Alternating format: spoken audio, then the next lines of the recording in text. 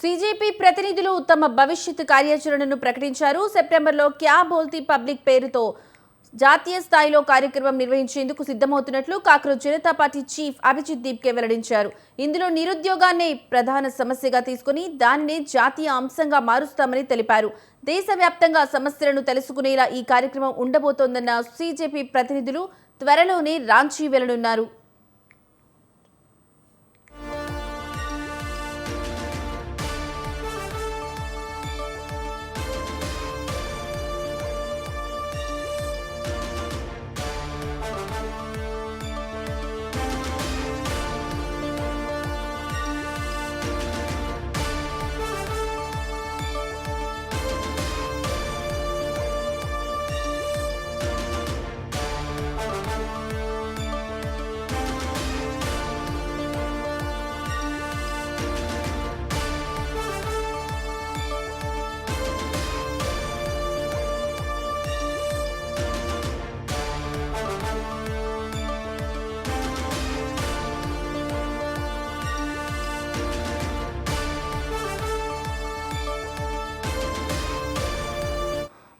మహారాష్ట్రలోని తన స్వగ్రామం ఛత్రపతి సంభాజీనగర్లో నిర్వహించిన సీజేపీ కోర్ టీం సమావేశం నిర్వహించారు.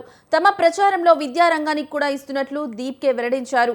దేశంలో బడి కళాశాలలు కోచింగ్ ఫీజులు విపరీతంగా పెరిగిపోయాయని, మొదటి తరగతి చదువుకే 1,00,000 నుండి 2 లక్షల వరకు ఫీజులు వసూలు చేస్తూ విరాళాల పేరుతో అదనంగా దోచుకుంటున్నారని ఆయన ఆరోపించారు.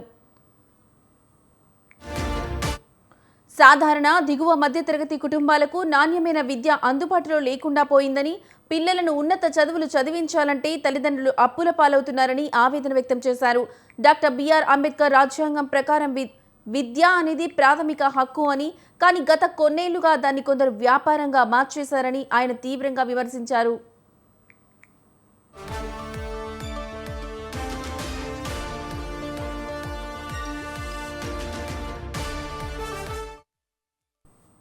ఇటీవల జంతర్ మంతర్ వద్ద జరిగిన నిరసన కేవలం నీట్ లేదా విద్యా వ్యవస్థకు మాత్రమే పరిమితం కాలేదని, అది ప్రస్తుతం దేశంలో ఉన్న రాజకీయ వ్యవస్థలపై ప్రజల్లో నెలకొన్న తీవ్ర ఆగ్రహానికి నిదర్శనమని దీప్కే పేర్కొన్నారు.